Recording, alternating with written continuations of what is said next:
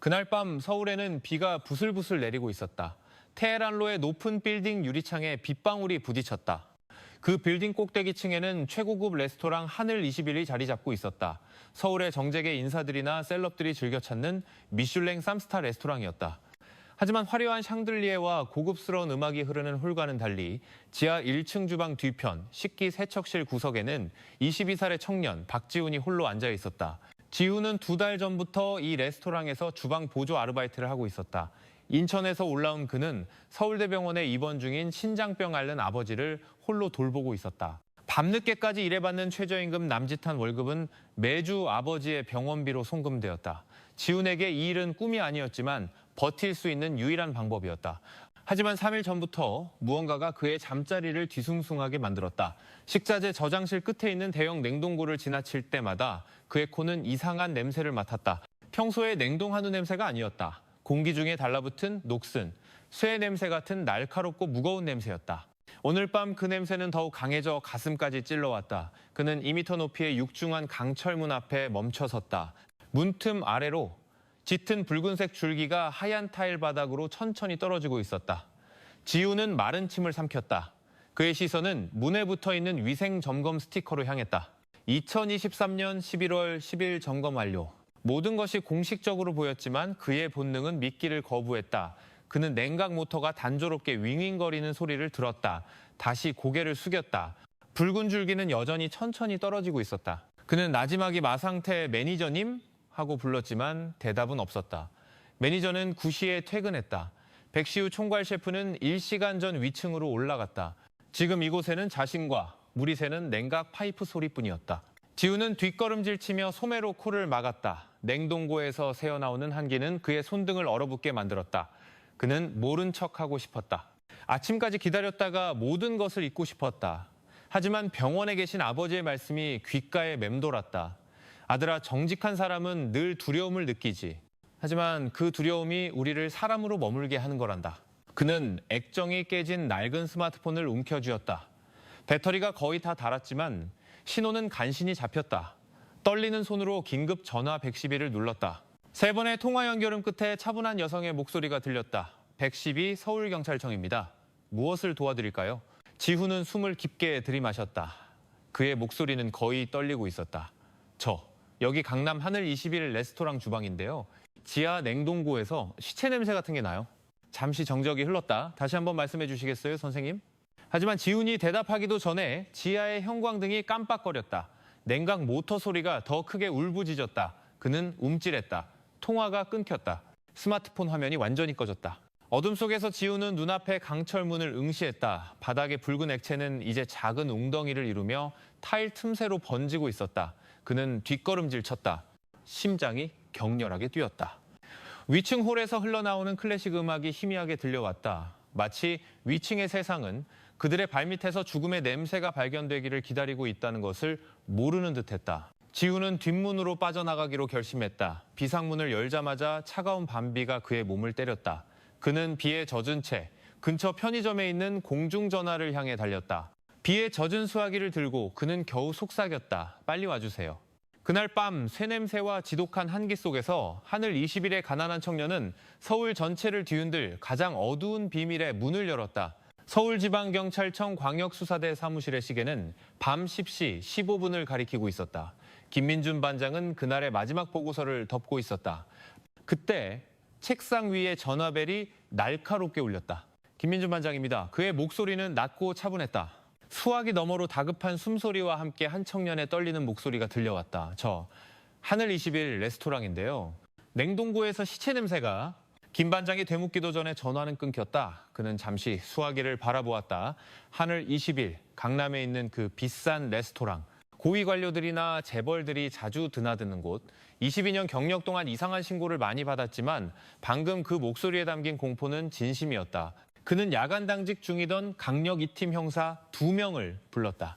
그리고 즉시 국립과학수사연구원 국과수의 베테랑 법의학자이자 그의 오랜 파트너인 이수진 형사에게 연락했다. 사이렌 울리지 말고 차량 준비해. 강남으로 간다. 이수진 형사가 방수 재킷을 입으며 들어섰다. 이 시간에 강남이라 주방에서 죽은 쥐 한 마리 나온 게 아니길 바라죠, 반장님. 김 반장은 대답하지 않았다. 그의 직감은 틀린 적이 거의 없었다. 순찰차가 비에 젖은 테헤란로를 미끄러지듯 달렸다. 하늘 20일이라는 황금색 간판이 비 속에서도 화려하게 빛나고 있었다. 밖에서 보기에 모든 것은 완벽했다. 하지만 그들이 지하로 내려가는 계단을 밟는 순간 공기가 바뀌었다. 한기가 스며들었고 신고 전화에서 언급된 그 냄새가 느껴졌다. 단순한 비린내가 아니었다. 부패한 새 냄새, 오래된 피 냄새였다. 레스토랑 매니저인 마상태가 창백한 얼굴로 달려 내려왔다. 그는 땀으로 셔츠가 젖어 있었다. 저는 아무것도 모릅니다, 형사님. 아까 아르바이트생이 이상한 냄새가 난다고 해서 그 아르바이트생은 어디에 있지? 박지훈이라고 새로 온 녀석인데 안 보이네요. 김 반장은 이 형사와 눈을 맞췄다. 신고자가 사라졌다. 그들은 복도 끝 거대한 스테인리스 냉동고 앞에 섰다. 문틈 아래로 짙은 붉은 피가 말라붙어 있었다. 이수진 형사가 웅크리고 앉아 면봉으로 그 액체를 조심스럽게 채취했다. 그녀는 색깔을 확인하더니 속삭였다. 이건 와인 소스가 아니네요. 마 매니저가 떨리는 손으로 마그네틱 카드를 꺼냈다. 이건 저와 백시우 총괄 셰프님만 열 수 있습니다. 이엇이요? 딸깍 소리와 함께 문이 열리자 지독한 한기와 함께 썩은 냄새가 뿜어져 나왔다. 형사 하나가 헛구역질을 참으며 뒤로 물러섰다. 이수진 형사가 손전등을 안으로 비췄다. 수입산 고기 상자들 사이로 검은색 비닐봉지가 찢어져 있었다.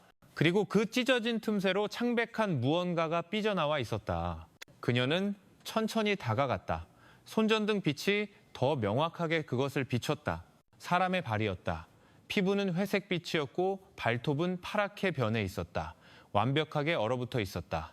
현장 보존에 김민준 반장의 목소리가 지하를 울렸다. 노란색 폴리스 라인이 복도 전체에 설치되었다. 김 반장은 얼어붙은 발을 응시했다. 20년간 별의별 사건을 다 봤지만 이런 경우는 처음이었다. 최고급 레스토랑의 냉동고에서 이런 것이 나오다니. 이수진 형사가 낮은 목소리로 말했다. 단순 사고가 아닙니다. 절단면이 너무 깨끗해요. 김 반장은 고개를 끄덕였다. 그는 주변을 둘러봤다. 깨끗한 선반, 하얀 벽, 그리고 구석에 놓인 작은 플라스틱 의자. 누군가 무언가가 얼기를 기다리며 앉아 있었던 것처럼 1층 홀은 아직도 영업 중인가?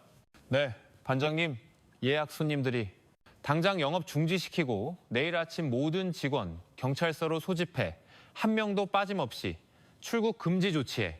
마 매니저가 고개를 끄덕였다.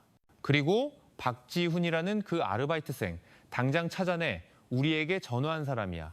다른 누군가가 그를 먼저 찾기 전에 우리가 그를 보호해야 해. 그들이 1층으로 올라왔을 때 비는 거의 그쳤지만 공기는 여전히 축축했다. 홀의 화려한 샹들리에는 여전히 빛나고 있었다. 건물 밖의 사람들은 이 레스토랑이 여전히 화려하다고 생각할 것이다. 그들의 발밑에서 끔찍한 비밀이 막 열렸다는 것을 모른 채. 날이 밝았다. 국과수 감식팀이 도착했다. 이수진 형사는 흰색 방호복을 입고 현장을 지휘했다. 냉동고 안의 모든 물품 하나도 빠짐없이 사진 찍고 수거합니다. 매니저 마상태가 밤새 뜬 눈으로 지새운 얼굴로 다가왔다. 김 반장이 그를 쏘아붙였다. 이 냉동고 마지막으로 연 게 누구요?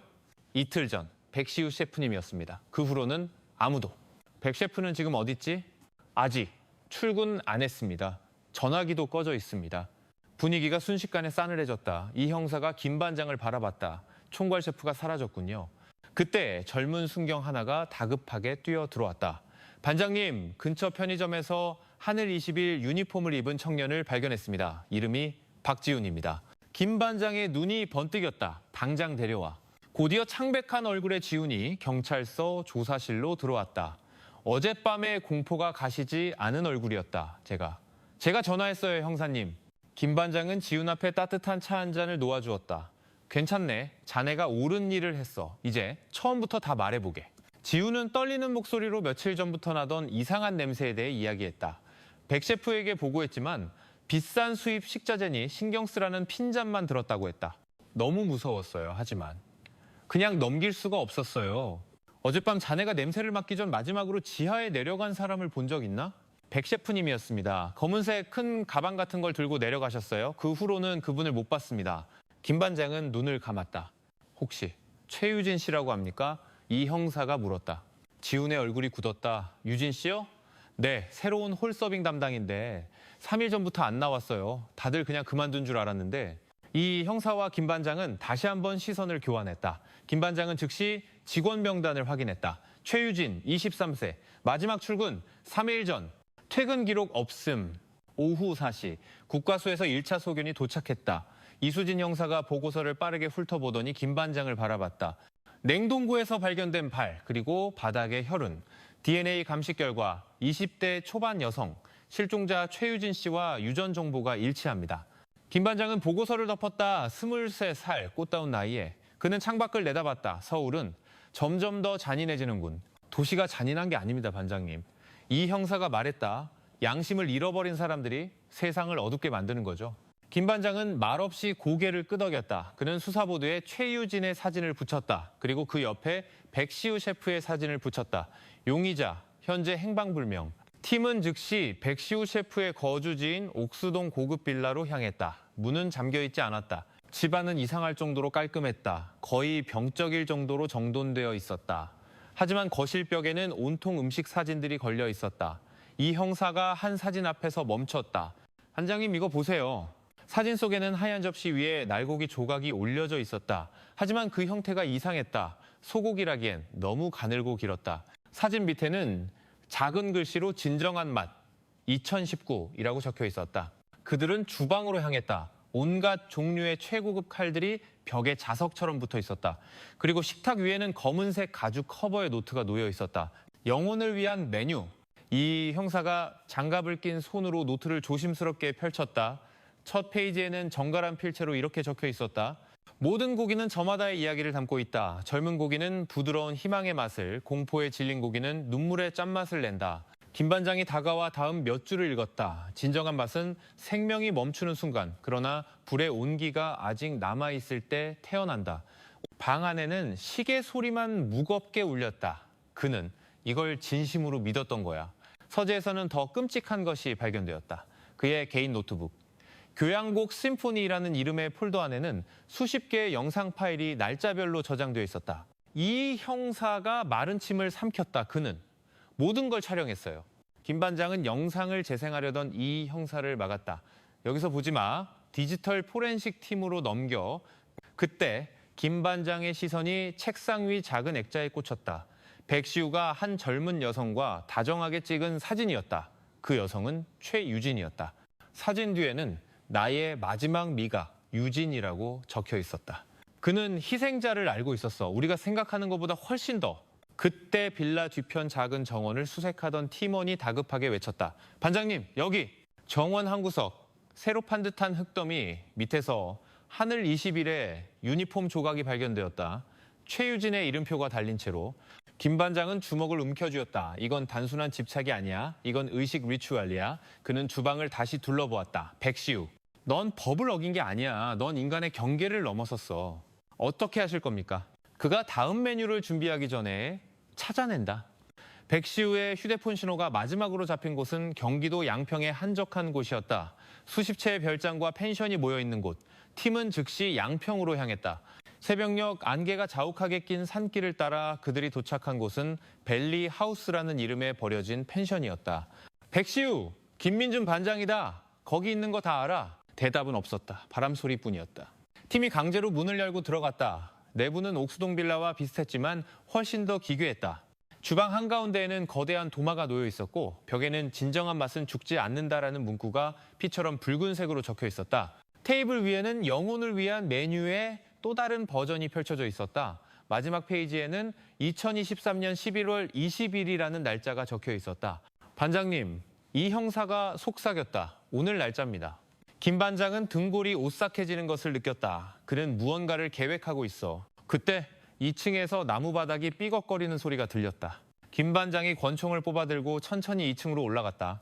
복도 끝, 문이 살짝 열린 방. 백시우, 날 후회하게 만들지 마. 문 너머에서 희미한 목소리가 들려왔다. 당신은 이해 못해, 김 반장. 김 반장이 문을 밀고 들어갔다. 방 안은 촛불 몇 개로만 밝혀져 있었다. 그곳에 백시우가 새하얀 셰프복을 입고 앉아 있었다. 창백한 얼굴, 퀭한 눈. 하지만 그는 평온하게 미소 짓고 있었다. 백시우, 살인 및 사체 유기 혐의로 널 체포한다. 백시우는 그를 한참 바라보았다. 요리 세계에서 맛은 전부입니다. 하지만 현대인들은 그 맛을 잃어버렸죠. 무슨 맛을 말하는 거지? 공포의 맛, 생명의 맛. 이 형사가 앞으로 나섰다. 그래서 사람을 죽이는 게 그 맛을 되돌릴 수 있다고 생각했나? 백시우가 희미하게 웃었다. 난 그들을 영원하게 만든 겁니다. 육신은 그릇일 뿐, 영혼은 마단에 살아있죠. 김 반장이 한 걸음 다가서는 순간 백시우가 손을 들어 옆에 작은 테이블을 가리켰다. 그곳에는 카메라 한 대가 그들을 녹화하고 있었다. 당신들이 알아줬으면 하는 게 있습니다. 백시우가 말했다. 나의 마지막 교향곡은 이미 시작되었다는 걸. 그가 손에 든 무언가를 누르는 순간 테이블 주변에 마른 커튼에 불이 붙었다. 안 돼!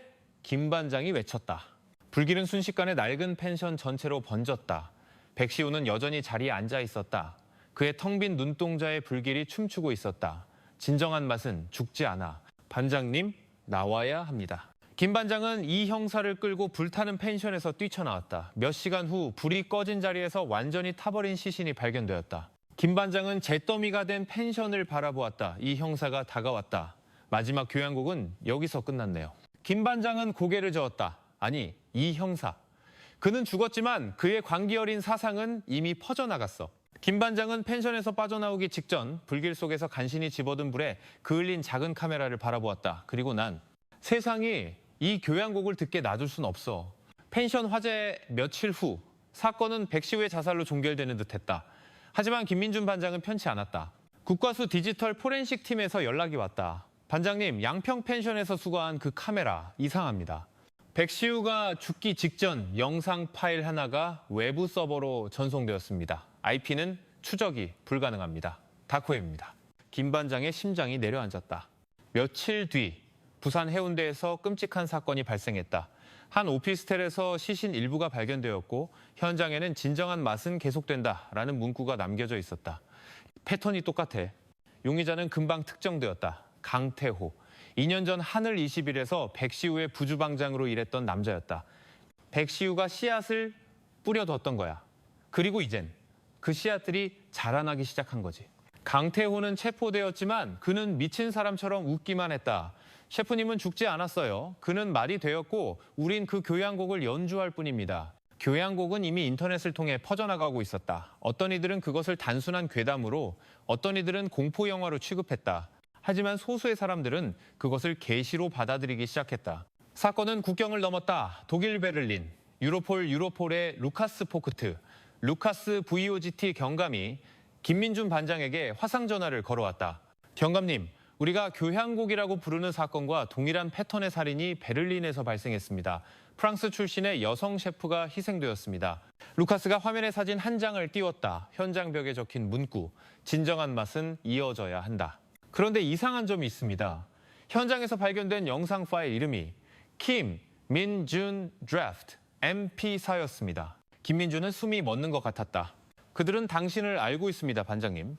그들은 당신을 이 교향곡의 일부로 만들려 하고 있습니다. 그들은 날 상징으로 보고 있는 거예요.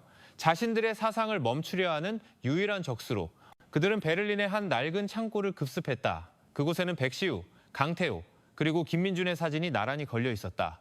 그리고 그 밑에는 세 개의 혀, 하나의 맛이라고 적혀 있었다. 그들은 당신을 다음 타깃으로 삼은 게 아니에요. 루카스가 말했다. 그들은 당신을 자신들과 같은 미식가로 인정한 겁니다.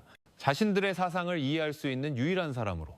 전화벨이 울렸다. 루카스가 전화를 받더니 창백해진 얼굴로 김 반장을 바라봤다. 프라하에서. 탄생의 교향곡 Symphony of Birth이라는 새 영상이 업로드되었습니다. 패턴이 같습니다. 우리가 도착하기도 전에 교향곡은 이미 다음 도시로 옮겨갔군. 김민준과 이수진은 프라하로 날아갔다. 카테리나 베셀라, 카테리나 우셀라. 경위가 그들을 맞이했다. 용의자는 마렉 할릭. 베를린에서 열린 요리 워크숍에 참가했던 전직 요리사였다. 그들은 늦은 밤 카를교 근처의 한 부두에서 마렉을 발견했다. 그는 라이브 스트리밍을 하고 있었다. 마렉, 멈춰! 마렉이 천천히 돌아섰다. 그의 눈은 광기로 번뜩였다. 오셨군요. 이 교향곡에는 증인이 필요했습니다. 여기엔 교향곡 같은 건 없어, 마렉. 겁에 질린 한 남자만 있을 뿐이지. 김민준이 그에게 천천히 다가갔다. 공포가 바로 맛을 탄생시키는 겁니다. 오늘 밤 난 누구도 해치지 않아요. 난 단지 그들에게 느낄 수 있는 용기를 주고 싶었을 뿐입니다. 넌 뭘 찾고 있는 거지, 마렉? 이 형사가 부드럽게 물었다. 의미, 비웃음 당하지 않는, 지워지지 않는 의미. 김민준, 말에게 속삭였다. 사람들은 당신을 마지막 작가라고 부르더군요. 하지만 모든 끝은 단지 늦어버린 시작일 뿐입니다. 좋은 끝은 독자를 구하는 법이지. 정적이 흘렀다. 말액은 천천히 두 손을 들었다. 그는 저항하지 않고 수갑을 찼다. 당신 같은 사람이 몇 명이나 더 있지? 김민준이 물었다. 아무도 대답해주지 않은 질문의 수만큼이요. 서울로 돌아온 김민준은 유치장에 수감된 백시우의 아들 백진우를 만났다. 그는 아버지의 교양곡 영상을 모두 본 상태였다. 진우군, 김민준이 입을 열었다. 자네 아버지는.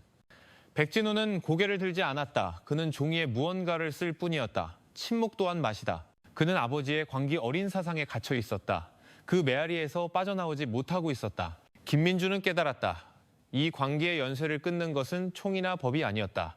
사상은 사상으로만 덮을 수 있었다. 더 강하고 더 근원적인 사상으로. 김민준은 자신의 책상 위에 놓인 작은 메트로놈을 바라보았다. 말액을 체포할 때 현장에 있던 물건이었다. 똑딱똑 인득이. 그는 마포구의 한 작은 구민회관 요리교실을 찾았다. 평범한 주부들과 은퇴한 노인들이 모여 있었다. 여러분, 김민준이 메트로놈을 꺼내며 말했다. 요리를 시작하기 전 딱 5분만 아무 말도 하지 맙시다. 똑, 딱, 똑, 딱. 어색한 침묵이 흘렀다. 사람들은 눈을 감았다. 5분 후 김민준이 말했다. 이제 여러분이 방금 떠올린 사람을 위해 요리를 시작하세요. 한 할머니가 말했다. 나는. 오늘 저녁에 올 손주 녀석이 생각났어요. 그 녀석이 좋아하는 계란말이를 해야겠어. 한 젊은 주부가 말했다. 저는. 늘 바빠서 전화도 못 드린 엄마 생각이 났어요. 그들은 진정한 맛을 찾지 않았다. 그들은 사랑하는 사람을 찾았다. 김민준은 이 작은 움직임을 고요한 주방, 이 사일런트 키친이라고 불렀다. 이 형사가 이 운동을 SNS에 올렸다. 고요한 주방, 5분 이침묵. 처음에는 작은 파장이었다. 하지만 이 움직임은 백시우의 교양곡보다 더 빠르고 깊게 퍼져나갔다. 방송국에서 이 침묵 챌린지를 취재하기 시작했다. 유명 셰프들이 동참했다.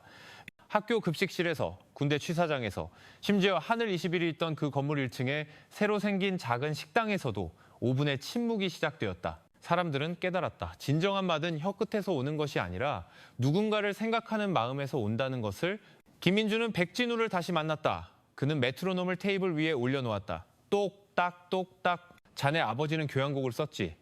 난 그저 메아리를 멈추고 싶었네. 백진우가 처음으로 고개를 들었다. 그의 텅 비었던 눈에 아주 작은 빛이 돌아왔다.